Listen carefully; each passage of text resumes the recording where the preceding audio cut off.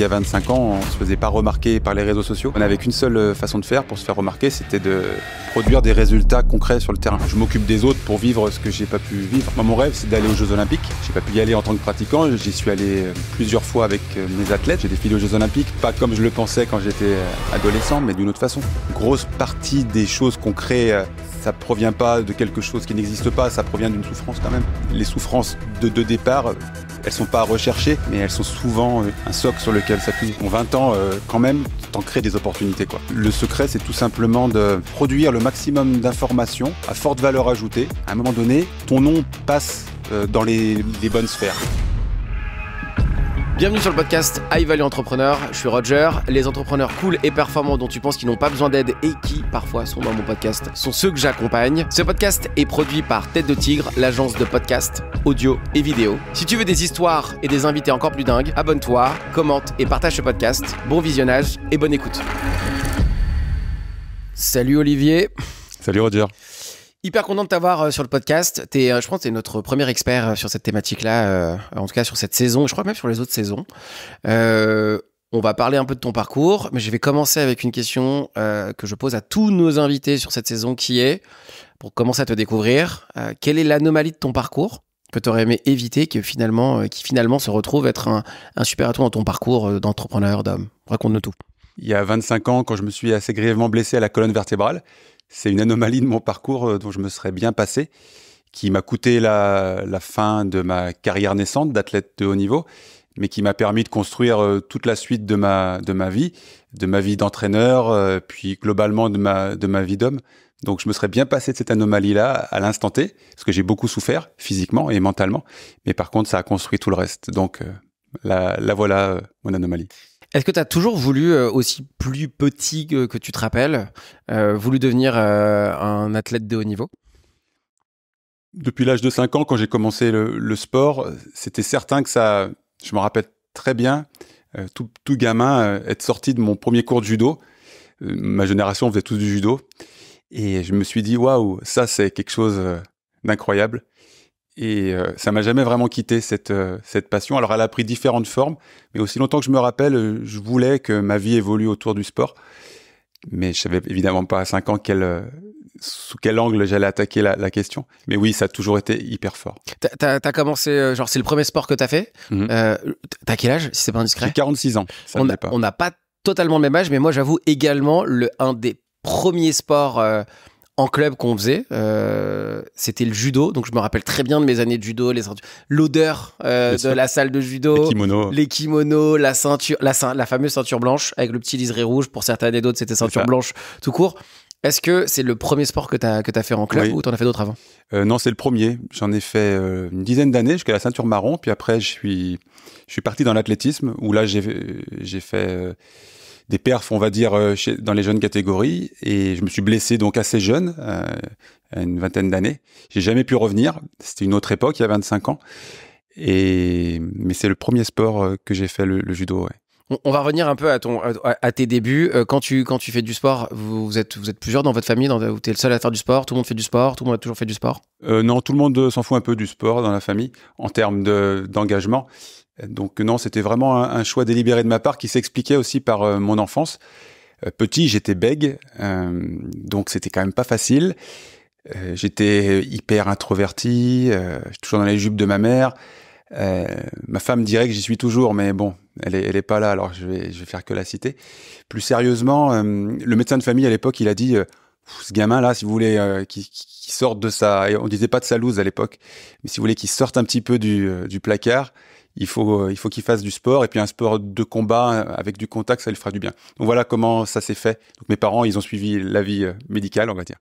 C'est dingue. Alors déjà, merci pour ce partage, parce que là, aujourd'hui, à aucun moment on imagine que tu as eu cette difficulté. Là, avec un peu de recul, je pense que tu as dû peut-être réfléchir au sujet, ce truc ce sujet d'être bègue. Comment toi, tu l'as vécu quand tu étais petit ? Déjà, il m'en reste une séquelle, c'est-à-dire si je croise un bègue, ce qui est assez rare, hein, les bègues, vraiment, ça me met dans un état lamentable, quoi. C'est-à-dire que tu redeviens bègue ? Et puis, je peux pas rester trop avec la personne. C'est malheureux, le pauvre, hein, ouais. il souffre assez comme ça, mais ça me plonge vraiment au fin fond de ma béguitude de l'époque. Et ça me met vraiment mal à l'aise. Et j'ai envie de le secouer. Je dis arrête de bégayer. Ouais. Pauvre imbécile que je suis, s'il bégaye, c'est tout sauf pour rigoler, quoi. Ouais. Donc ça me met déjà mal à l'aise. Et oui, j'y ai réfléchi. Et en fait, on se rend compte quand même qu'une grosse partie des choses qu'on crée, ça provient pas de quelque chose qui n'existe pas. Ça provient d'une souffrance quand même. Parce que quand tout va bien, quand on est parfaitement équilibré, parfaitement en osmose avec tout, est-ce qu'on a envie de s'investir? Est-ce qu'on a envie de se dépasser? Je ne suis pas sûr. Donc je pense que vraiment, il y a les souffrances de départ, elles sont pas recherchées, mais elles sont souvent, il me semble, un socle sur lequel s'appuyer. Comment t'as fait pour ne plus avoir cette... J'ai des amis qui, quand j'ai fait ma formation pour devenir coach, j'avais une amie pendant ce temps de formation qui était bègue et qui encore à l'âge adulte avait encore cette particularité, et j'étais hyper impressionné parce que moi qui n'avais pas cette problématique-là, j'osais pas prendre la parole autant qu'elle. Quand on était en formation, on était une soixantaine, beaucoup de gens, des sujets qu'il faut évoquer, qu'il faut parler, sur lesquels, et puis elle butait encore sur des mots, encore aujourd'hui. Elle prenait la parole et je vais poser la question, mais en fait, genre, je suis hyper impressionné parce que moi, je n'ai aucun problème. Pour de vrai, j'ose pas tout le temps prendre la parole. Toi, tu poses des questions compliquées, on te voit que tu galères, et elle me disait qu'en fait, c'était un peu, grosso modo, encore sa thérapie d'essayer de, même quand elle avait le doute, de quand même prendre la parole pour s'exercer de toujours plus, et c'était un peu comme ça qu'elle voyait. Comment t'as fait, toi, pour ne plus avoir ces problématiques-là? J'ai fait je sais pas combien de cours d'orthophonie. À l'époque, c'est ce qu'on prescrivait. Donc de la rééducation verbale. Je sais pas quel procédé ils utilisaient il y a longtemps en arrière. C'est très vieux. Il y a plusieurs décennies maintenant. J'étais enfant, mais j'ai fait beaucoup d'orthophonie, et au fur et à mesure du temps, ça s'est passé. Il y a dû avoir l'adolescence qui a joué, mais oui, j'ai bossé, quoi. Et ça s'est arrêté relativement tôt, ou ça a continué encore jusqu'à un peu à l'âge adulte? Au collège, ça commençait à aller mieux quand même. Donc au bon moment, quoi, parce que à l'adolescence. Orthophonie plus sport, peut-être, finalement. Oui, c'est évident. Je franche peut-être le sport, le fait de rentrer dans quelque chose que tu aimes quand tu commences à faire du judo. Qu'est-ce qui te fait dire que tu vas potentiellement passer ta vie dans le sport au début? Ce que j'ai ressenti à l'époque, physiquement et humainement, qui fait qu'on a toujours envie de ressentir les mêmes bonnes choses qu'on a déjà ressenties. C'est pour ça qu'on continue.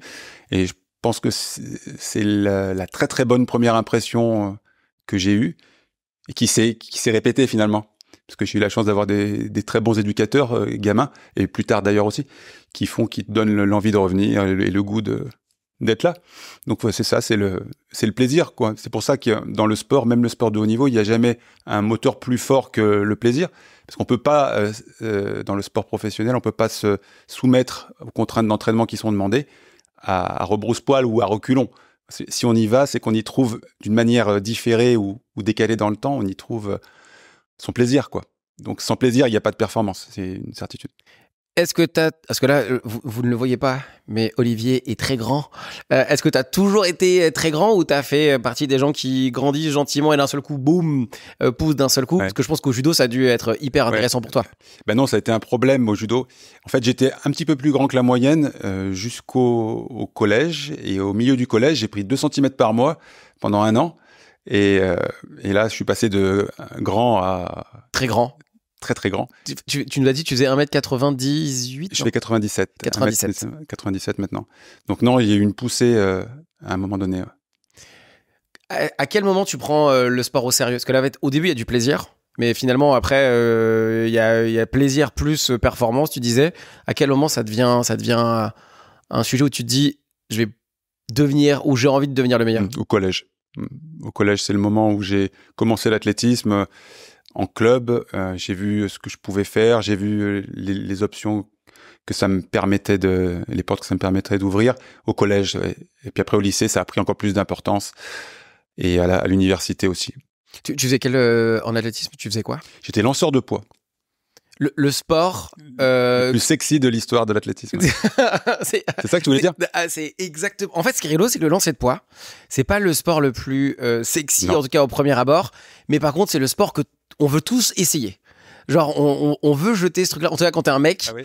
forcément, tu te dis. Et puis la position, tu vois, genre, il y a un vrai délire. Et puis ce truc de mec de base, Ouais. avec l'ego de qui jette le truc le plus loin. Qui jette, hein. c'est le gros truc le plus loin possible. C'est le caillou, hein, genre entre potes, C'est on ça. va tous jeter notre caillou C'est plus ça, c'est un loin. gros caillou.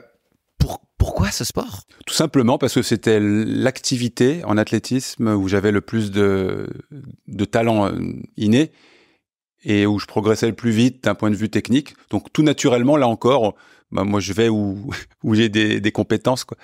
Et C'est hyper malin, finalement. Ouais, il me semble que c'est rare quand même d'aller quelque part où on est une chèvre, quoi. Il faut vraiment être dur au mal, quoi. Il y en a qui C'est vrai restent. Moi, je suis danseur à la base, danseur de breakdance. Je ne citerai aucun nom. Est-ce que j'étais très bon? J'ai été bon. Mais est-ce que j'ai été suffisamment bon? Je sais. Très très bon. Je pense que j'aurais pu si je m'étais pas fait une énorme déchirure à l'adducteur, déchirure de l'abdos qui va jusqu'à l'adducteur. Ah oui, qui m'a tu t'es fait. coupé en deux, quoi. Ouais, c'était je l'ai entendu craquer le truc, genre. Je l'ai entendu, donc je pense que j'aurais pu être bon, mais ça fait comme les footballeurs qui sont fait les croisés, tu vois, c'est la même histoire, sauf que moi c'est l'adducteur. Moi j'ai des amis qui étaient fondamentalement très nuls pour de vrai, Ah ouais. et qui sont restés, je pense qu'ils break encore, genre ils font encore du break alors que moi j'ai complètement arrêté. Et il y en a qui restent pendant très très longtemps, peut-être pas pour la performance, mais peut-être pour comment s'appelle, l'image que ça reflète, de rester dans le sport ou tu vois. Donc très malin de ta part en tout cas d'aller de rester dans l'endroit où tu as le plus de résultats. Est-ce que tu conseillerais à quelqu'un de faire ça par exemple? Du lancer de poids? Alors lancer de poids, je sais pas, mais en tout cas par exemple quelqu'un qui veut devenir bon en sport, d'aller plutôt au lieu de choisir le sport par rapport à ce qu'il aime ou en tout cas de tester les choses et d'aller là où il a le plus de résultats. Ah oui, vraiment, puisque des bons résultats, quand on s'entraîne un petit peu, beaucoup, les bons résultats, c'est comme je disais tout à l'heure, c'est le moteur, c'est-à-dire le plaisir de recontinuer. Il va être moteur sur ta capacité à perdurer dans le temps. Donc si tu vas où t'es mauvais, quand tu veux faire du breakdance pour je ne sais quelle raison étrange, et quand t'es pas bon, je parle de tes potes, pourquoi pas, mais dans des sports où c'est pas cool, tu vas faire de l'athlétisme, de la natation ou de la gym, c'est pas cool. Ouais, non. C'est difficile, les entraînements, c'est fatigant. Donc, si tu peux pas aller où t'es mauvais, quoi. Enfin, ou alors t'as un sacré problème. Faut aller discuter avec quelqu'un, quoi. Ouais, il faut aller parler. Faut aller voir quelqu'un. C'est un bon investissement, là. T'arrives à quel niveau au lancer de poids? J'étais dans le top 5 de ma catégorie d'âge au moment où je me blesse. Donc, ma catégorie d'âge, c'était les moins de 23 ans. C'était la catégorie juste avant d'être adulte, senior. J'étais un bon jeune. Et puis, à ce moment-là, je me blesse. Et donc, je passe pas le cut, quoi. Qu'est-ce qui se passe quand tu te blesses? Comment je me suis blessé ou qu'est-ce qui se passe dans ma tête? Alors, comment tu t'es blessé et qu'est-ce qui se passe ensuite? Je me suis assez grièvement blessé au niveau du dos en faisant de la musculation. Mais les douleurs étaient quand même proches de l'insupportable. Ça a été compliqué. À l'époque, on n'opérait plus le dos. C'est par effet de mode, par effet aussi de contexte. Donc, j'ai essayé de revenir. Ça a posé beaucoup de problèmes. Et à un moment donné, les souffrances sont telles, les mois s'enchaînent aux mois. Tu te dis, tu vas pas essayer toute ta vie tout. Et puis, tu vois, tu penses toujours aux séries télé américaines où t'as un gros loser qui, toute sa vie, il essaye de faire son comeback, puis il y arrive pas. Enfin, c'est un gros loser parce qu'il y arrive pas. Hein. Il serait arrivé, ça serait un winner. Tu vois, c'est un point de vue qui se discute. Mais bon, j'avais pas envie d'être dans ce schéma-là, courir après quelque chose au bout d'un moment, 6 mois, 1 an, 2 ans, je sais pas combien d'années j'ai essayé de revenir, mais à un moment donné, voilà, j'avais d'autres choses, heureusement, qui me passionnaient dans la vie, qui étaient liées au sport, intrinsèquement liées au sport. Donc, j'avais qu'à un tout petit peu déplacer le faisceau de ma pratique à la pratique des autres. Et je pouvais être vraiment le cas de figure de l'entraîneur qui vit par procuration, hein, ce qui est pas une honte, ce qui est vraiment, chez moi, ce qui a toujours été le cas. C'est-à-dire que je m'occupe des autres pour vivre ce que j'ai pas pu vivre. Moi, mon rêve, c'est d'aller aux Jeux Olympiques. J'ai pas pu y aller en tant que pratiquant. J'y suis allé plusieurs fois avec mes athlètes. La dernière fois, j'ai pu défiler aux Jeux Olympiques en tant qu'entraîneur. Donc bon, voilà, j'ai défilé aux Jeux Olympiques, pas comme je le pensais quand j'étais adolescent, mais d'une autre façon. Donc c'est typiquement de la sublimation de ma pratique ratée, quoi. Tu t'es fait quel type de blessure? Hernie discale. Qui est encore excessivement courant encore aujourd'hui en termes de... C'est en faisant un mouvement de musculation de préparation? C'est à l'entraînement. Alors la douleur était préexistante, C'est-à-dire que le mouvement n'a pas été a été le déclencheur, mais à mon avis pas la cause. La cause était ailleurs. C'était en faisant des squats en musculation. J'ai senti une décharge dans le dos incroyable. J'ai pu poser la barre sans me faire écraser. Alors, je fais une petite aparté là-dessus, parce que tu fais souvent des vidéos là-dessus, pour en parler, où je crois qu'il y a même dernièrement, il y a une personne qui est morte. C'est ça. Sur un squat en plus, parce qu'elle a pas pu, parce qu'elle a pas mis la barre quand on fait un peu de muscu, j'en fais. On sait que cette barre, faut la mettre. En tout cas, moi, j'ai vite compris qu'il fallait mettre une barre. Bah, c'est vrai que ça m'a presque surpris que tu fasses des vidéos sur le fait de mettre des barres. Que moi qui vois. Quand t'es à la salle, tu vois pas plein de mecs qui mettent pas les barres alors que qui sont en situation c'est lourd, quoi, pour eux. Je vais essayer de répondre en étant le plus vrai avec ce que j'ai vu. Dans ma salle, je pense qu'il n'y a pas des gens qui font des trucs qui soulèvent des trucs de malade.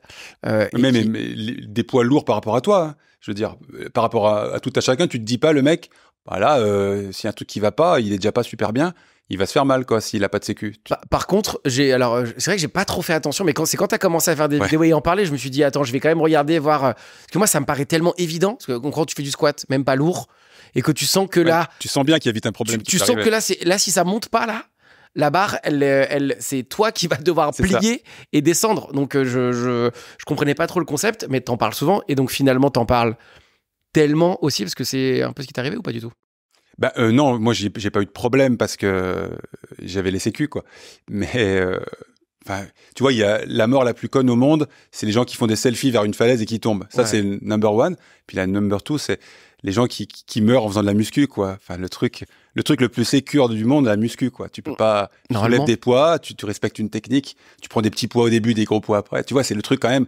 Il y a des gens qui meurent comme ça, quoi. Tous les ans, il y a des Américains dans leur garage qu'on retrouve fossilisés sous leur barre de développé couché, parce que dans leur garage, tu sais, à l'américaine, quoi. Oh. C'est un peu con. C'est la deuxième mort plus con de l'univers, je pense, dans mon classement à moi. Donc tu fais ce mouvement, tu sens. Alors, parce qu'aujourd'hui, t'es docteur en préparation physique. Alors, t'as de la préparation physique, t'as un doctorat en préparation physique. J'ai un doctorat en sciences du sport, ouais. Sciences du sport.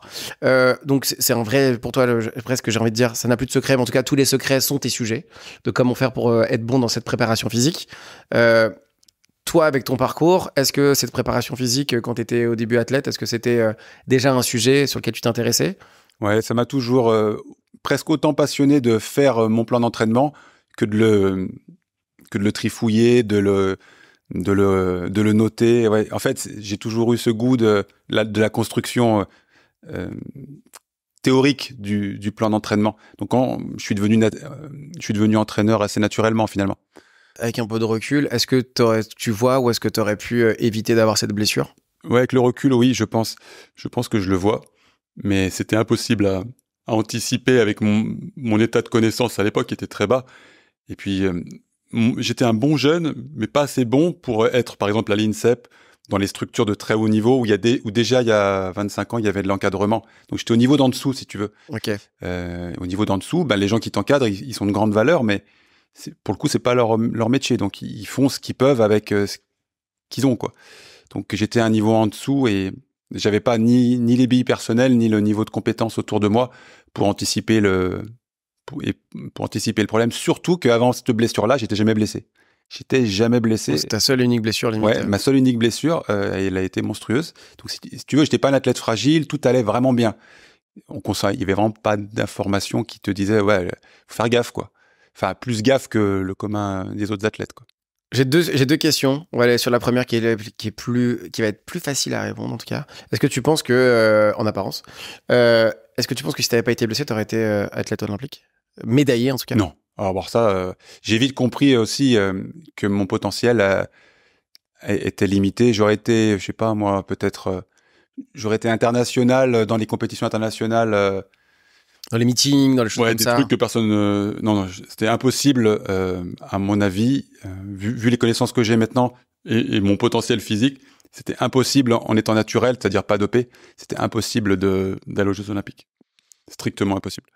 Autre question, forcément, quand tu me dis ça, j'ai envie d'aller sur le sujet un peu génétique, Oui. sur l'aspect du sport. Tu disais fragile, unique blessure. Il y a plein de sportifs, et là on rentre un peu plus dans ta compétence, et où est-ce que ce que tu peux faire aujourd'hui et tout ce que ça entraîne, et où est-ce que tu as les résultats que tu as eu aussi avec les gens que tu as accompagnés. Est-ce que parce qu'il y a des athlètes, alors je dis ça parce que j'ai ça dans le foot particulièrement, brillantissime, mais qui se blesse énormément. Il y a aussi ce truc de se dire bizarre, un athlète aussi bon, mais qui, j'en ai un en tête, qui s'appelle Dembélé, qui est au PSG actuellement. Et on se dit, c'est un joueur tu parlais de joueur fragile, ou en tout cas d'athlète fragile. Est-ce que génétiquement parlant, c'est quelque chose qui se révèle être vrai, ou en tout cas qui dans le temps est possiblement accentué par certains éléments? Alors, la génétique pour le sport de haut niveau, je parle bien le sport de haut niveau. Les gens qui nous écoutent, faut pas qu'ils se trompent avec le sport, même la pratique de compétition sympathique, mais pas. Oui. On parle du sport de haut niveau. Le sport de haut niveau. La meilleure chose qu'on puisse espérer quand on va être sportif de haut niveau, c'est les bons parents, quoi. C'est-à-dire, c'est le critère rédhibitoire. Pour être dans le top mondial en 2023, il faut une génétique de ouf. Bon, là, tu peux faire tout le reste. Si tu as une génétique d'escargot, ben tu n'iras pas en finale du 100 mètres, tu n'iras même pas aux Jeux Olympiques sur le 100 mètres. Il te faut une génétique de dingue. Je prends toujours l'exemple de Christophe Lemaître. C'était le premier blanc sous les 10 secondes au 100 mètres. C'est pas une coïncidence. C'est-à-dire que il n'y avait pas que des noirs jusqu'à Christophe Lemaître par hasard. Tu vois, et ça, il n'y a pas à discuter là-dessus. C'est un état de fait. Et depuis, il n'y en a pas eu 500 des blancs en dessous de 10 secondes. Ouais. Il y en a une paire, je crois, ou 2 ou 3. Tout ça pour te dire que la génétique, c'est le premier des critères. Voilà. Les gens qu'on voit à la télé aux Jeux Olympiques, c'est des mutants. Je sais pas d'ailleurs si au sens propre c'est vrai, mais en tout cas au sens figuré, c'est des mutants. Ils ont une génétique totalement appropriée au fait d'aller chercher de l'intensité, du haut niveau à répétition. Ils ont l'ensemble des compétences physiques et mentales. Ah, c'est cool qu'ils disent mental. Ouais, bien sûr, parce que c'est pas qu'une question de muscles ou de cœur ou de ce que tu veux, c'est un ensemble de compétences physiques et mentales qui est hors norme, qui fait qu'ils sont dans la bonne catégorie, tu vois, dans la bonne division. Voilà. Après, pour le top mondial, il vient s'ajouter à ça un entraînement exceptionnel et la plupart du temps aussi, une troisième chose, un staff autour de toi tout aussi exceptionnel. Donc ça va en 1, la génétique, en 2, l'entraînement et tout ce qui va avec, et en 3, l'encadrement. Mais la génétique, c'est... Voilà. C'est-à-dire qu'il y a véritablement... Ça se trouve, je te pose une question qui va te faire chier. Donc, il y a véritablement qui va te mettre des problèmes, entre guillemets. Donc, il y a vraiment des génétiques qui sont plus faillibles que d'autres sur le sport de haut niveau. Ouais. Le sport de haut niveau, c'est une question de génétique avant toute chose. Okay. Qui ne se limite pas à la génétique, mais sans la génétique appropriée pour le top mondial, je le répète, c'est courir après une licorne, quoi.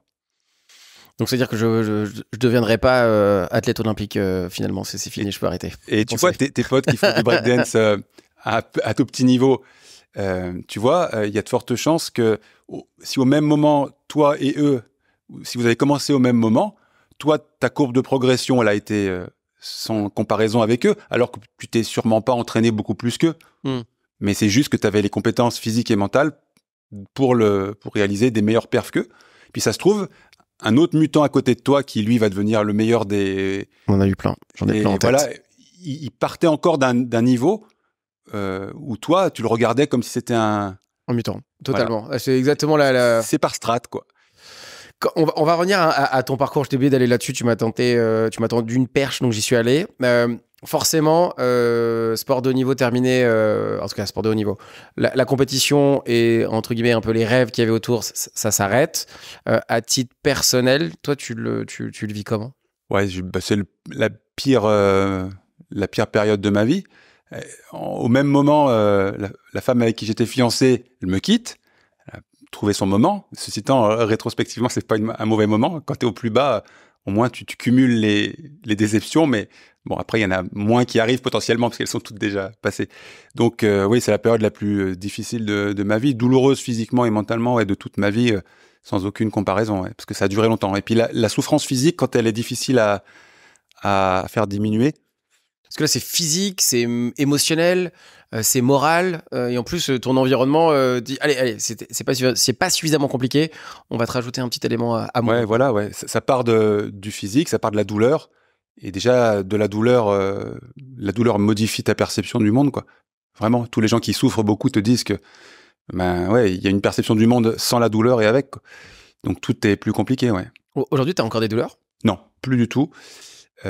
J'en ai eu longtemps, et ça a été compliqué longtemps. Par contre, il faut que moi, je m'entraîne personnellement très régulièrement, ce qui n'est pas un problème, parce que c'est aussi naturel que de me brosser les dents. Mais les peu de fois où je peux pas m'entraîner correctement, je sens bien que la vieillesse va être compliquée si je le fais pas, quoi. Ce qui est logique. Qu'est-ce qui se passe après quand tu as cette blessure? Allez, on est dans le creux de la vague. Tu vois, genre dans le sport, on dit les gens qui sont à leur prime. Bah là, t'y es pas. T'es pas dans ton prime. Comment tu fais pour passer de t'aurais pu totalement arrêter et devenir menuisier du jour au lendemain. Pourquoi tu continues dans cette direction? Pourquoi ça a autant de sens? Parce que ma passion, c'était l'entraînement, mais presque autant, comme je te disais tout à l'heure, la passion de l'entraînement en soi, de comment ça se passe pour produire les meilleurs plans d'entraînement du monde, et ben que je me suis tout naturellement passé d'athlète à entraîneur. Donc c'est ça qui m'a sauvé. Et en parallèle, j'avais mes études aussi, qui étaient aussi dans les sciences du sport. Hein, tout était interconnecté. Donc je me suis investi sur mes études et ma vie d'entraîneur, quoi, amateur à l'époque. Allons sur tes études, parce que c'est pas c'est pas genre un petit bébé Jeps, quoi. En plus de ce que tu fais du sport, donc le sport fait partie entièrement de ta vie et de tes décisions et de tes actions. Tu fais quoi comme étude par rapport à ça? Je fais STAPS, hein, c'est-à-dire sciences du sport. La voie quasiment unique pour faire des études un peu poussées sur le sport. Donc là, j'y suis rentré dès le bac, quoi. J'étais sportif de haut niveau, donc en fait, on avait la possibilité de faire nos études d'une façon aménagée. Donc c'est la voie la plus logique et puis idéale. Et j'étais très heureux. Mes années de fac sont super, super sympas. Mes 3-4 premières années de fac, c'est vraiment un moment hyper heureux de ma vie, quoi. Qu'est-ce qui se passe une fois que ça y est, le sport c'est terminé, tu fais des études là-dedans, tu commences à travailler avec des personnes qui sont dans le même sport que toi ou dans d'autres sports aussi? Ouais, très naturellement, dans mon club, on m'a fait confiance, on m'a dit tiens, si tu veux entraîner, n'hésite pas. Mon entraîneur, il m'a délégué une partie de ses athlètes. Voilà, tout naturellement, les gens ils te font confiance, puis j'étais déjà un peu l'intello du groupe, même quand j'étais sportif. Donc, les gens, percevaient bien que j'avais l'envie et les compétences, en tout cas le potentiel pour faire quelque chose. Le souci du détail, non? Ouais, puis le souci du détail peut-être, mais surtout l'intérêt de la chose, quoi. Il y a plein de sportifs qui n'ont rien à faire de s'occuper des autres, hein. Ce qui est d'ailleurs pas un problème. C'est un autre monde, quoi. On peut être très très fort pour s'occuper de soi, mais c'est une autre compétence que de faire passer les autres avant soi, quoi. Comment tu deviens excellent et qu'est-ce qui se passe pourquoi tu restes dans cette thématique et pourquoi ça devient si important pour toi de préparer des athlètes pour la suite? Pour vivre ce que j'avais pas pu vivre moi, c'est très clair. Hein. Pour vivre les émotions que j'avais commencé à vivre, que je voulais revivre d'une certaine façon. Puis après, la quête de l'excellence, c'est quelque chose d'important. J'écoutais le podcast que tu as fait avec Nathalie Duarte, qui est kiné. Donc, le métier le plus proche du mien, c'est kiné. On est vraiment cousins avec les kinés. Et je crois qu'elle en parle aussi. À un moment donné, elle a eu cette volonté de chercher tous les outils possibles pour aider ses patients. Là, c'est pareil. Après, tu es pris par cette quête-là de comment je vais trouver les solutions les meilleures possibles pour mes sportifs. Donc, t'es pris dans le truc aussi, un peu de progression, tu vois, perpétuelle. C'est quoi les solutions que tu trouves et qui te font un peu sortir du lot dans cet écosystème? Parce qu'en fait, aujourd'hui, pour de vrai, alors particulièrement aujourd'hui, on en parlera après, on a l'impression que tout le monde est préparateur physique. Mais c'est le cas. Tout le monde tout le monde a son petit sujet, a sa thématique. En plus, là, on a plein de sports aussi qui arrivent, mais on a le crossfit, on a le padel aujourd'hui aussi. Donc, il y a énormément de choses. Et puis, c'est devenu un vrai sujet de performance. Toi, au début, comment tu fais pour potentiellement déjà sortir du lot et ensuite aller jusqu'à suivre des athlètes olympiques et en plus gagner des médailles? En fait, je me suis formé à l'époque, il faut remettre en perspective, hein, c'était il y a 25 ans, je me suis formé à l'étranger avec la référence mondiale de l'époque Et ce que j'ai appris, peu de Français le connaissaient à l'époque. Donc, par voie de comparaison, si tu as des outils peu connus, mais surtout meilleurs que les autres, ben, très naturellement, tu te fais remarquer. Il faut remettre dans le contexte, il y a 25 ans, on se faisait pas remarquer par les réseaux sociaux. Donc, on n'avait qu'une seule façon de faire pour se faire remarquer, c'était de produire des résultats concrets sur le terrain. Donc, il s'agissait pas de faire du cinéma derrière une caméra. Il fallait produire des résultats sans fioriture et sans triche, quoi. Donc voilà, ce qui m'a permis de m'en sortir, c'est de me former. À l'époque où en France, on se formait pas du tout. Il y avait STAPS, terminé, boum. Voilà, boum. Et surtout, les gens parlaient pas anglais. Moi, je me suis formé avec des anglo-saxons. Donc, si tu fais quelque chose que personne ne fait, il y a toujours des choses à faire que personne ne fait, mais que personne ne fait parce que c'est compliqué, pas parce que c'est juste exotique, parce que c'est compliqué et ça t'apporte des outils qui sont difficiles à maîtriser, mais une fois que tu les maîtrises, qui sont des game changers, normalement, si t'es pas trop bête, tu sors du lot, normalement. Le premier résultat significatif que tu as eu, qui lance l'aventure? Ce qui lance l'aventure, c'est quand les 2 premiers athlètes qui m'ont fait confiance à titre individuel, ils étaient déjà forts au niveau mondial et la première année où je travaillais pour eux, ils passent au tout premier plan mondial la même année et à ce moment-là, ils m'ont beaucoup mis en avant et du coup, t'es aspiré parce que si les meilleurs ils étaient dans le top 5 mondial au bout de l'année ensemble, si les meilleurs du monde, ils te disent oulala, ils exagéraient, mais c'était un peu ça le message, quoi. Une grosse part de nos résultats, on le doit aussi à Olivier. Bah voilà, t'as un flux de personnes très qualifiées, pour reprendre des expressions de marketing, qui viennent te voir. Et voilà, après la boucle se met en place, quoi. C'était il y a quelques années. Franchement, c'est pas un contexte non négligeable à évoquer sur le fait du monde du sport, entre guillemets, d'il y a quelques années et aujourd'hui. Forcément, les résultats, moi, je ne peux que acquiescer. Et je suis dans le monde aujourd'hui. Donc, en fait, c'est rigolo, c'est que j'ai fait la même chose que toi. Je me suis tué et je me suis dit, il y a qu'une seule chose qui doit compter, c'est est-ce que les gens avec qui je bosse vont avoir des résultats. Et j'ai tout misé là-dessus. Ça fonctionne encore. Donc, c'est une très bonne nouvelle. Je pense que les gens qui nous écoutent aussi, c'est pas une mauvaise chose de tout miser là-dessus. Et ça marchait bien à l'époque, mais ça continue de marcher encore aujourd'hui. Sauf que maintenant, ouais, il faut le dire peut-être un peu plus. Je suis un peu moins enthousiaste que toi. Je continue à penser que les résultats dans le monde physique sont importants. Mais maintenant, il y a pléthore d'exemples.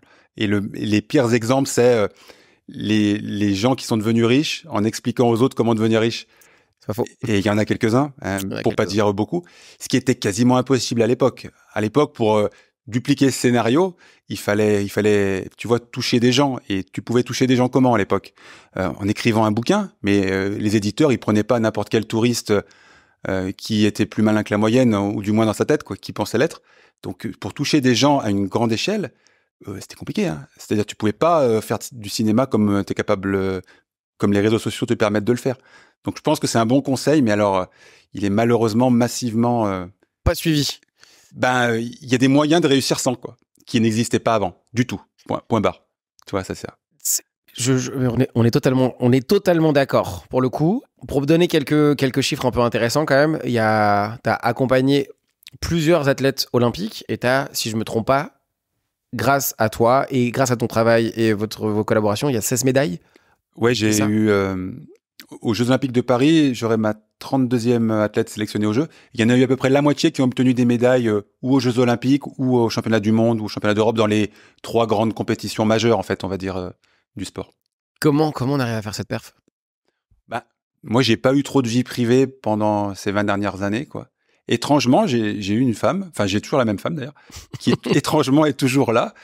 Je me l'explique que partiellement, mais force est de constater que j'ai fait des choix de vie extrêmement égocentrés. On en reparlera si tu veux, extrêmement marqués, où c'était très clair, voire presque affiché, qu'il n'y avait pas trop de place pour le reste. Donc, si tu mets toutes tes ressources et toutes tes compétences pendant des années sur un seul objectif de psychopathe, et que t'es doté de capacités intellectuelles au moins normales, normalement, tu y arrives quand même. Tu conseillerais à quelqu'un de faire la même chose? Bah, avec un peu de recul, là, la sagesse me dirait non, il y a d'autres choses à faire. Mais si je suis honnête avec moi-même, c'est quand même cool. Mais je trouve que, en fait, pour pas exploser en vol, par contre, pour pas que toute ta vie parte en cacahuète non plus, c'est chaud, hein.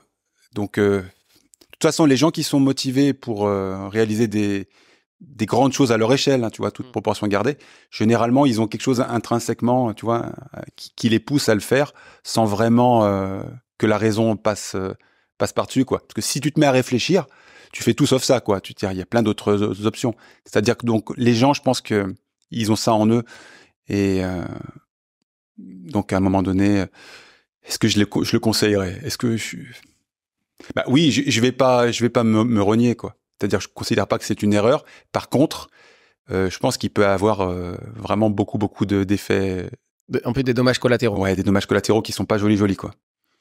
16 médailles, forcément, il n'y a pas un hasard. Est-ce qu'il y a une recette pour de vrai pour gagner des médailles? Bah oui, d'ailleurs, je les vends, ces recettes, sous forme de formation en ligne.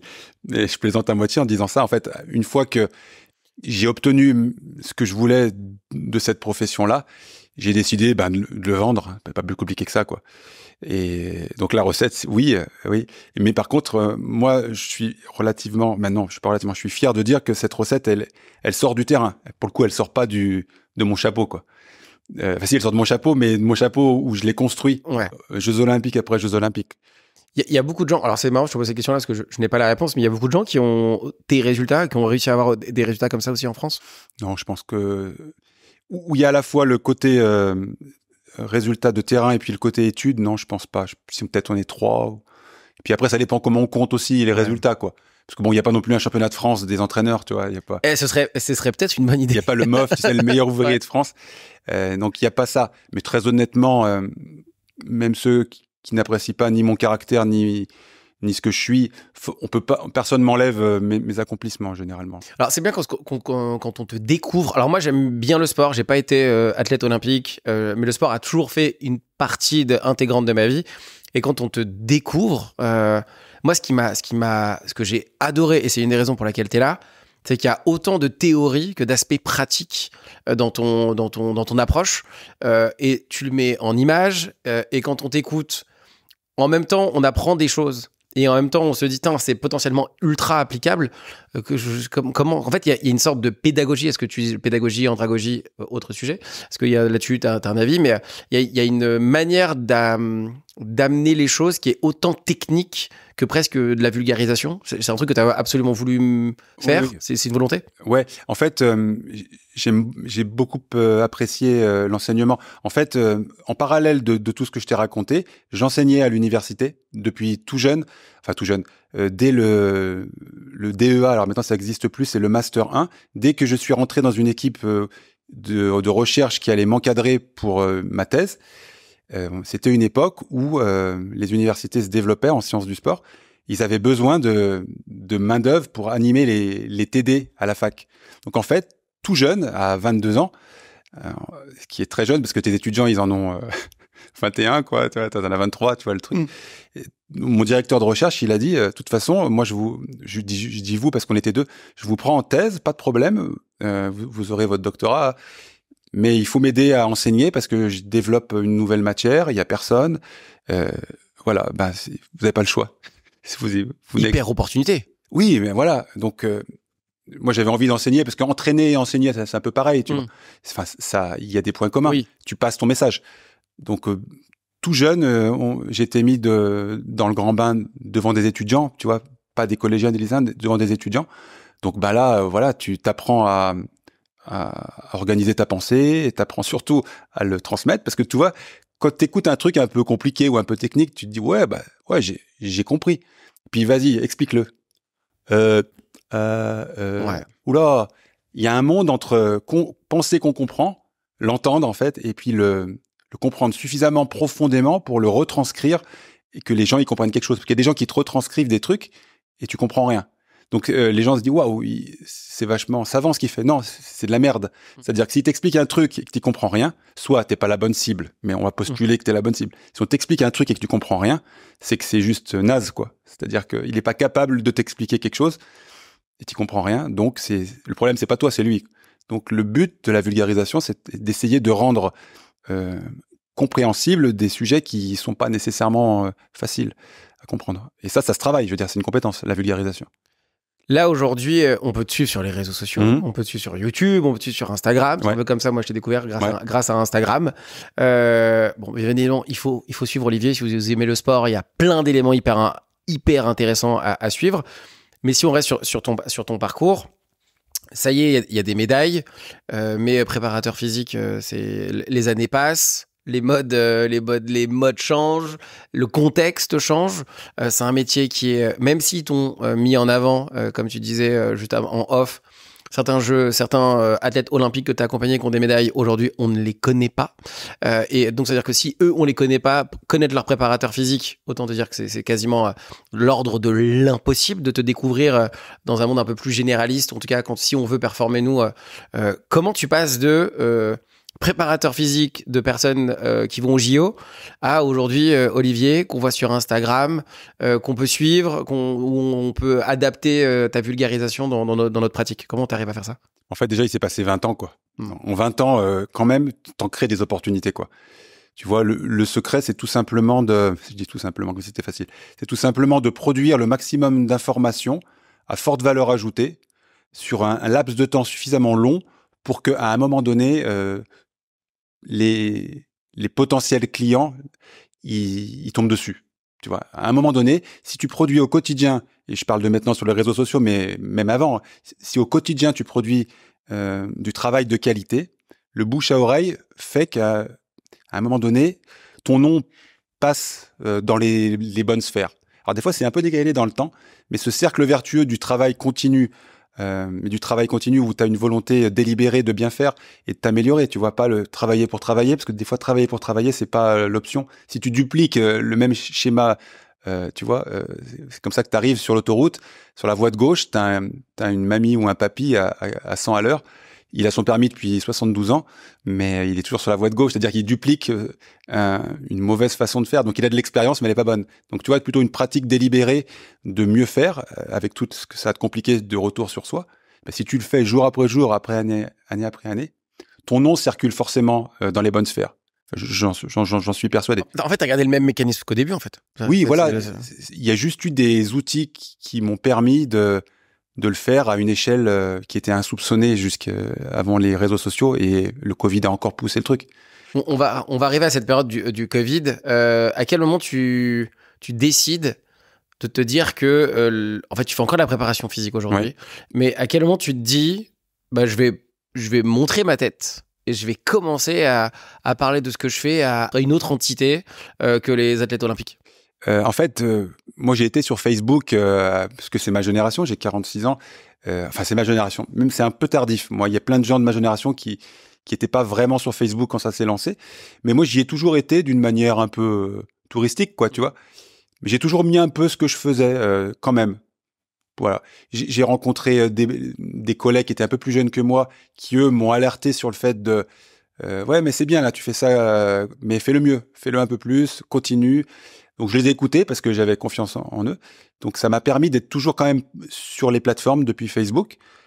Quand on m'a dit va sur Instagram, moi j'étais là, bon ben je vais sur Instagram. Et là j'ai pareil sur TikTok, va sur TikTok. Je suis allé sur TikTok. Bon, bref, j'essaye de rester connecté avec le monde tel qu'il est et pas forcément tel que j'aimerais qu'il soit quand j'étais jeune.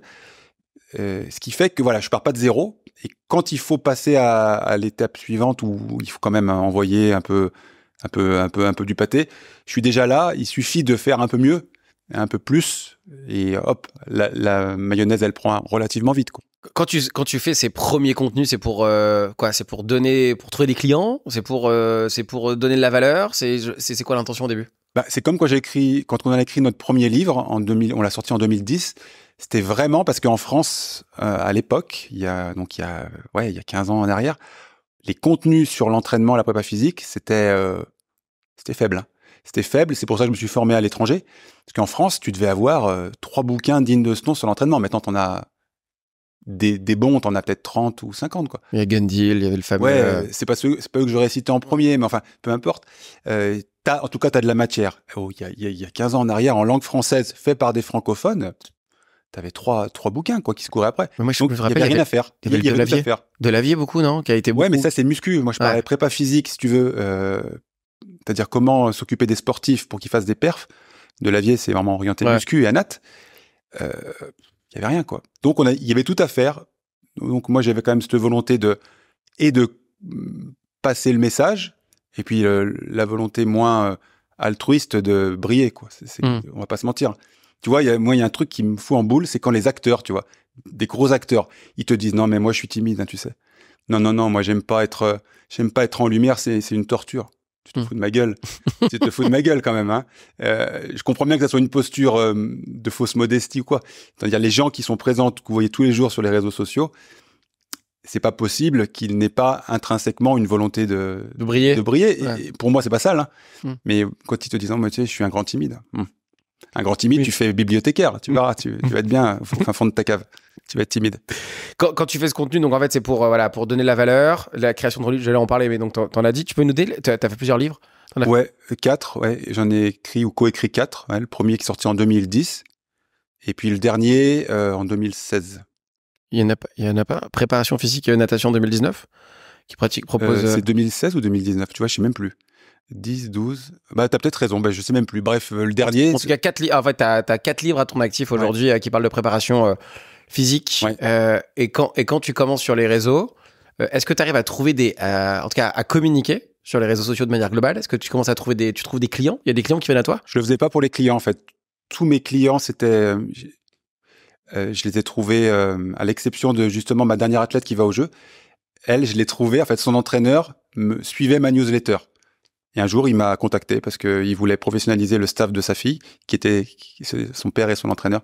C'est la seule athlète de top niveau que j'ai trouvé sur les réseaux sociaux d'une manière indirecte. Tous les autres, ça se trouvait par bouche à oreille à l'ancienne, quoi. Donc non, je le faisais pas pour trouver des clients. Je le faisais pour augmenter ma notoriété, ça c'est sûr. Et indirectement, ça y participe. Mais j'étais aussi hyper content de partager, quoi. Parce que c'était utile, je trouvais vraiment que c'était utile à l'époque. Qu'est-ce qui fait que tu switches à aujourd'hui faire, on est sur une sorte de 90% sur les réseaux sociaux et aujourd'hui 10% de préparation physique. Qu'est-ce qui fait que ce ratio, il s'inverse? En fait, tous mes objectifs étaient très clairs quand j'ai commencé cette profession. J'avais un objectif en trois niveaux et le dernier niveau, c'était pour prouver que mon système d'entraînement il fonctionne, il fallait que j'ai entraîné plein d'athlètes dans plein de sports différents à haut niveau. C'est pour ça que je les compte d'une manière un peu étrange peut-être. Ils me disent pourquoi ils comptent. Je compte parce que c'est un peu pour moi la preuve concrète de mon travail. C'est pour ça que je le compte, quoi. Et en fait, aux Jeux Olympiques de Pyeongchang, aux Jeux Olympiques d'hiver, j'étais avec les équipes nationales de snowboard et j'ai obtenu ma dernière marche. Je voulais avoir un champion olympique. Et ce jour-là, sur cette quinzaine olympique-là, j'ai eu un champion olympique et une vice-championne olympique simultanément. Et j'ai défilé aux Jeux Olympiques à ce moment-là. Et en fait, je ne savais pas à l'époque, mais ça allait être le point d'orgue de ma carrière. Et derrière, j'allais continuer, mais j'allais me rendre compte un an ou deux après, et qui nous amène maintenant, que j'avais donné tout ce que j'avais à donner. Et il fallait passer à autre chose parce que qu'est-ce que tu veux faire à un moment donné? J'avais 43 ans à l'époque, j'allais pas courir toute ma vie après quelque chose que j'avais déjà fait en long, en large et en travers pour faire quoi, tu vois, pour le revivre une deuxième fois ou une troisième fois. Je trouvais que j'en avais plus l'énergie et là je commençais à se faire sentir. Et c'est un métier qui est extrêmement physique et extrêmement dur socialement. C'est-à-dire que moi, sur les 10 dernières années, j'ai passé 100 jours par an, sur une année qui fait 365 jours, 100 jours par an, pas chez moi. C'est-à-dire ailleurs, quoi. Mais ailleurs loin, quoi. C'est-à-dire que ça ressemble un peu à une vie de rodise sur les concerts, quoi, tu vois. C'est-à-dire tu pars avec le groupe, c'est vraiment ça, hein. Tu pars avec le groupe sur la route ou en avion, et puis tu dors 3 nuits ou 3 semaines dans un endroit, après tu changes de lieu de stage, et tu fais ça un tiers de l'année. Donc ça a beaucoup de charme, mais ça a beaucoup de charme à 25 ans, à 35 moins, et à 45 vachement moins, quoi. Donc c'était le moment aussi de passer à autre chose, parce que ça a son charme. Mais là j'avais épuisé mes ressources, et puis surtout j'avais obtenu mes objectifs. Donc à un moment donné, peut pas non plus courir toujours après la même chose. C'est hyper intéressant parce que tu te retrouves dans une situation où on se dit à 45 ans, on pense plus potentiellement à la retraite. J'exagère en disant ça, mais c'est grosso modo, j'ai fait le job, j'ai fait ce que j'avais à en faire, j'ai répondu, en plus de ça, j'ai été résilient avec mon objectif, en tout cas de base, qui était de devenir athlète, et finalement, je deviens potentiellement, pas athlète, en tout cas, je contribue à ce que des gens obtiennent des médailles, donc finalement, j'arrive à quasiment mon objectif.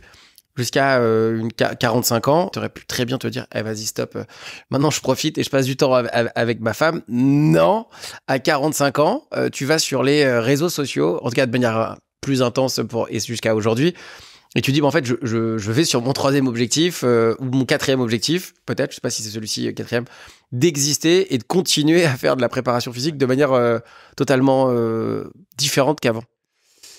Disons que j'étais pas suffisamment riche pour que non plus à 45 ans je me dise cocotier et sangria. On arrête de bosser et on regarde les oiseaux passer. Donc pour faire ça à 45 ans, il faut quand même avoir beaucoup d'argent. Et indépendamment du fait que j'en ai gagné quand même un petit peu, même si je pouvais me mettre en mode, ce qui s'est passé pendant 6 mois, 1 an, je me suis mis en mode semi-retraite. C'est-à-dire que je le disais pas, mais je bossais pas beaucoup. Et ça me permettait de générer des revenus tout à fait suffisants. Donc j'aurais pu continuer comme ça en fait, en mode semi-retraite, un peu surfer sur ce que je savais faire. Mais le problème c'est que ça n'allait pas quoi. C'est-à-dire que semi-retraite à 45 ans, c'est un peu jeune quand même. C'est un peu jeune. C'est un peu jeune pour sortir, je trouve, de l'échiquier de la vie professionnelle. Donc il m'a fallu du temps, peut-être 6 mois là de semi-retraite et de semi-dépression nerveuse en me disant, mais qu'est-ce que je trouvais pas non plus de quelque chose qui pouvait évoquer des émotions ou des sentiments ou un accomplissement qui ressemblait à avant. Et en fait, mon erreur, c'était de chercher quelque chose qui ressemble à avant. Et tu peux pas, quand tu as vécu sur le terrain, je prends le parallèle avec un groupe de rock, quoi. Si tu as été agent d'un gros groupe de rock, ce que tu as vécu avec le groupe de rock, si tu veux, le jour où ça s'arrête, derrière, à part un autre groupe de rock, si tu changes de job, c'est tu vois, tu redescends de 36 étages en termes d'émotions. Ce qui est logique, c'est une vie qui est de strass, quoi, et d'émotions très fortes. C'est très cool, mais c'est très particulier. Donc après, voilà, tu fais autre chose. Si tu cherches les mêmes émotions, t'es mort. C'est-à-dire, tu les trouveras pas. Donc, il a fallu vraiment travailler longtemps sur moi pour accepter ça, tu vois, en faire le deuil et passer sur autre chose. Et ça arrive, quoi. Enfin, et d'arriver sur les réseaux sociaux et de faire des vidéos à 45 ans, ça se passe comment? Ça se passe... C'est assez marrant, quoi, au début. Parce que ça me rappelle une des toutes premières vidéos Facebook que je faisais. Moi, je suis pas doué en technologie. C'est-à-dire que là, mon premier smartphone, c'est celui que j'ai encore avec moi, là. Je l'ai acheté à 43 ans. Avant, j'avais un truc à clapet, tu sais, avec le serpent, là, le jeu, le serpent. Avec le Snake. Ouais, avec le Snake, ce qui est marrant, mais qui te montre que j'ai pas le goût du truc, quoi. Donc, j'ai eu mon premier smartphone à 43 ans. Donc, si tu veux, je suis pas natif du truc. Et une des premières vidéos que je faisais bien avant tout ça, avec mon petit iPad et tout, et j'étais tellement un gland que je mettais mon doigt à moitié sur la caméra. Donc, cette vidéo qui a eu un succès de fou, tout le monde, et rétrospectivement, c'est marrant parce que tout le monde s'en foutait qu'on me voit à moitié. Par contre, ce que je racontais, c'était cool, en tout cas du point de vue des gens qui écoutaient. Donc, ça faisait des milliers de vues, des tonnes de commentaires. Et puis, il y avait des gens qui disaient, mais enlève ton doigt du truc, quoi, quand même. Ouais.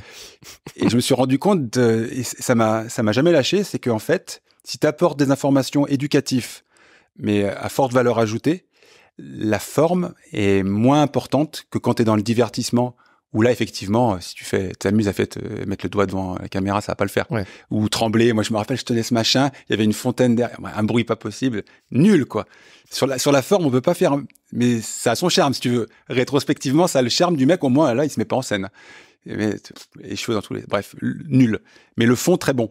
Et ce qui fait que je me suis dit, ah oui, en fait, on peut réussir sur les réseaux, parce qu'il y a toute une frange des gens qui sont de l'autre côté, qui s'en foutent un peu, que tu sois beau, que tu sois musclé, ils veulent du contenu.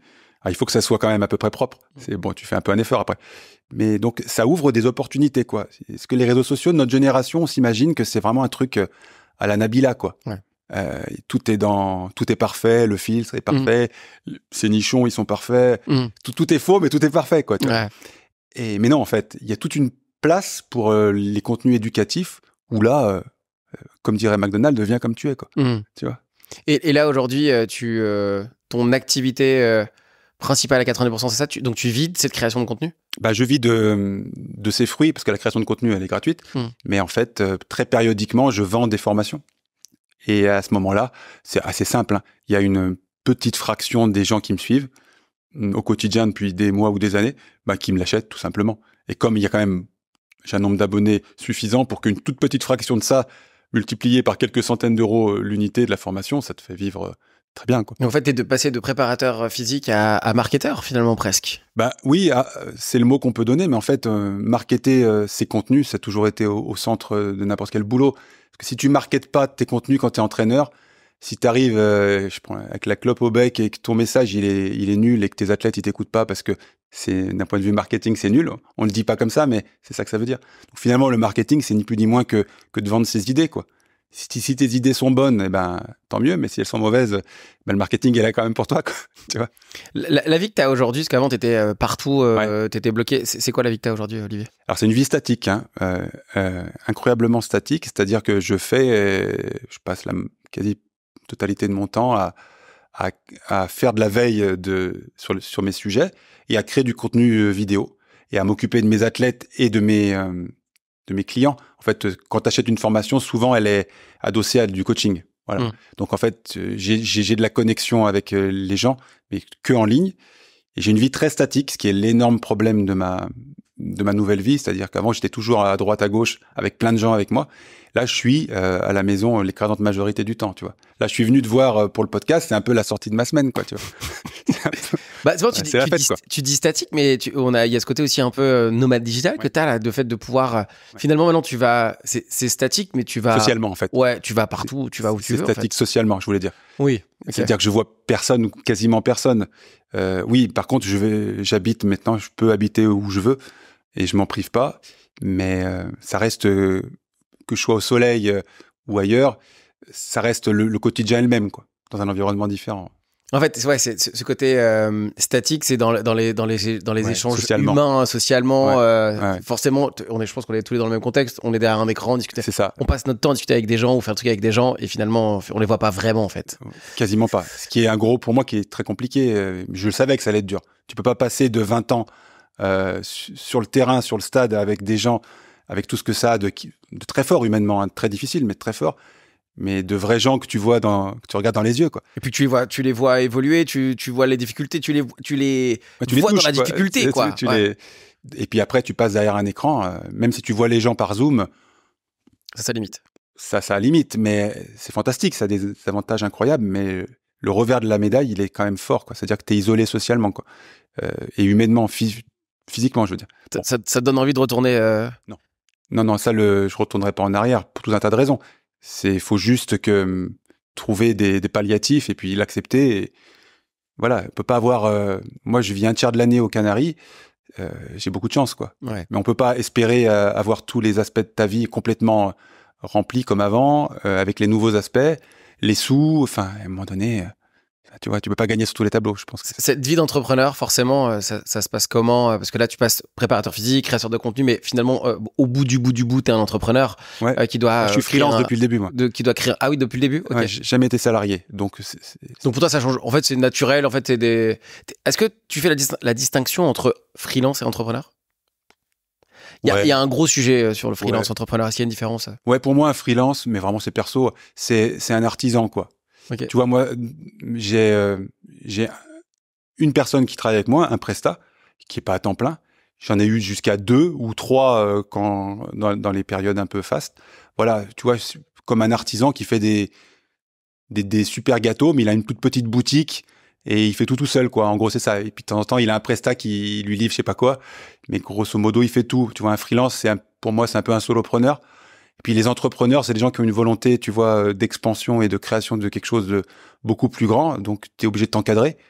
Et ça, c'est quelque chose, moi, qui m'intéresse pas du tout. Et j'ai vraiment pas envie d'avoir, tu vois, tout un tas de personnes et qui dépendent de moi financièrement, même si dépendre, c'est pas un gros mot. Puis c'est pas quelque chose que je recherche. Donc pour moi, l'entrepreneur, c'est plus quelqu'un qui crée une entreprise avec tout ce que ça a de, on va dire, l'image qu'on a de l'entreprise traditionnelle. Et le freelance, c'est un entrepreneur solitaire, quoi, un solopreneur qui s'apparente plus à un mercenaire, sans le mauvais côté dans l'image des gens. C'est un mercenaire, il vend ses services, et il peut gagner beaucoup d'argent. C'est pas souvent on s'imagine un solopreneur, c'est les auto-entrepreneurs qui gagnent 15 000 balles. Ouais, il y en a beaucoup. Ouais. Il y en a qui en gagnent 150 000 aussi. Ouais. Donc en fait, voilà. Après les sous, c'est un autre problème. Il y a forcément un sujet qui peut être intéressant avec le sport de haut niveau et l'entrepreneuriat / l'entrepreneuriat au sens large. Ouais, au sens large. Est-ce qu'il y a une vraie, toi qui es expert dans cette thématique-là, est-ce qu'il y a des vraies similitudes entre le sport de haut niveau et l'entrepreneuriat, pour de vrai? Je pense, ouais. Rien que la concurrence et la compétitivité. Dans le sport, la compétitivité, elle est clairement définie. Il y a des moments pour se friter avec les autres, des moments pour s'entraîner. On se retrouve tous et on se frite tous et le meilleur qui gagne. Ou du moins, dans l'entrepreneuriat, c'est quand même un peu la même chose. Seulement, il n'y a pas de moment. Tu vois. C'est constamment. C'est constamment, mais et puis par contre, c'est pas tangible. Ouais. C'est-à-dire que tu sais pas qui c'est qui va gagner d'abord, et puis il y a pas de classement. Donc en fait, voilà, t'as pas non plus un droit de regard sur le chiffre d'affaires de tes concurrents, si tant est que ça soit un indicateur clé de perf. Mais bon, quand même, on va pas se mentir, dans l'entrepreneuriat, il y a quand même au centre ta capacité à générer de l'argent. Parce que sinon, une entreprise qui génère pas de l'argent, il y a que l'État, quoi, qui est déficitaire depuis longtemps et qui ça n'a l'air de choquer personne. Non, ça pose pas trop de problèmes, on dirait. En tout cas, il le gère bien. Moi, je sais pas toi, mais moi, si ma boîte, elle fait pareil, ça va mal se passer. Hein. Ah bah, en termes de gestion émotionnelle, là, on est sur un truc très compliqué. Mais ça, ils ont l'air de bien le vivre. Ils s'en sortent. Ils ont l'air de bien le vivre. Par contre, les gens qui bossent pour l'État, eux, ils sont fonctionnaires, donc ils sont pas dans le dur non plus. Bon, bref. Et après, il y a un gros sujet sur le salariat. Allez, alors faisons cette petite aparté. On a eu plein d'invités depuis cette saison qui clairement disent que le salariat, je vais peser mes mots et être sympathique, ça sert à rien, pour ne pas dire autre chose. Ouais, et que c'est de la merde. Voilà, J'ai bien pensé. Ils l'ont dit tellement de fois que c'est pour ça que je vais pas le dire moi aussi. Je pense que c'est pas vrai. Mais en tout cas, que genre ça a une utilité qui est réduite et qui va potentiellement disparaître. Donc ça, c'est leur avis. En tout cas, c'est les sujets qu'on a évoqués. Ouais, bien sûr. Et cet aspect de sécurité, en fait, oui, forcément, il n'existe plus maintenant. À part les fonctionnaires publics, qui eux sont quand même, à part une attaque zombie de grande ampleur mondiale, sont quand même protégés. Une attaque zombie, oui, de grande ampleur. De grande ampleur, je pense qu'ils s'en sortent. Mais une grande mondiale, tu vois, la Walking Dead, ils sont protégés quand même un peu de tout. Tu vois, eux, ils dormaient bien pendant le Covid, quoi. Je pense que c'est les seuls, hein. Parce que tout, même les CDI des grandes boîtes, ta boîte peut partir en cacahuète ou même être viable financièrement, mais il y a une réduction de la masse salariale pour générer plus de dividendes, tu vois, un grand classique. Et puis, tu pars, quoi, tu vois. Donc, à part eux, le côté, j'ai un CDI, je suis protégé, je sais pas s'il y a encore beaucoup de gens qui y croient maintenant. De moins en moins. Ouais. Il y en a encore qui y croient, mais... De moins en moins. Ouais, là, ils commencent à se dire... moi, je dis souvent... Ça peut être interprété de manière un peu différente, mais juste les gens qui sont salariés, leur boss, c'est un entrepreneur. Donc si pour un entrepreneur c'est risqué, ceux qui bossent pour l'entrepreneur, c'est encore plus risqué pour eux. Finalement, quand on le voit comme ça, après il y a des groupes, on m'a dit oui mais Roger, tout le monde n'est pas dans des groupes d'entrepreneuriat, mais n'empêche qu'il faut dire que si à la tête c'est des gens, c'est des entrepreneurs, forcément le CDI c'est pas... Mais quand même, si on veut mettre un curseur sécurité, ils sont quand même devant. Heureusement, quand même. Et en fait, ils ont la sécurité de pouvoir faire des choses que les entrepreneurs ne peuvent pas faire. Par exemple, acheter un appart, acheter des maisons. Ou alors, c'est plus compliqué de le faire parce que le système, il donne l'opportunité à cette sécurité, CDI, salaire, fiche de paye. Le jour où ça change, on en discute. Mais pour de vrai, c'est un sujet qu'on pourrait aborder. Le temps avance. Dernière question. Qu'est-ce que tu aimerais que les gens retiennent de notre échange, Olivier ? On a des possibilités maintenant de développement professionnel grâce aux nouvelles technologies, grâce aux réseaux sociaux qui étaient même il y a 4-5 ans complètement inenvisageables ou très compliqués. Le Covid a montré que on pouvait faire fortune en apprenant à nager aux gens sur une table à repasser, quoi, tu vois. Donc, si on peut faire ça, je caricature, mais tu vois l'idée. Il y a des opportunités maintenant de développement professionnel qui sont toutes nouvelles et qui sont quand même encore en plein développement. Donc les gens qui sont en train de s'étrangler dans le salariat, Et pour moi, le salariat, c'est pas une mauvaise chose, hein, mais il y a des gens qui s'étranglent dedans, quoi, qui sont en train de perdre leur oxygène, quoi. Il y a des opportunités, et il y a des choses à faire qui demanderont au moins autant de travail que ce qu'ils sont en train de faire.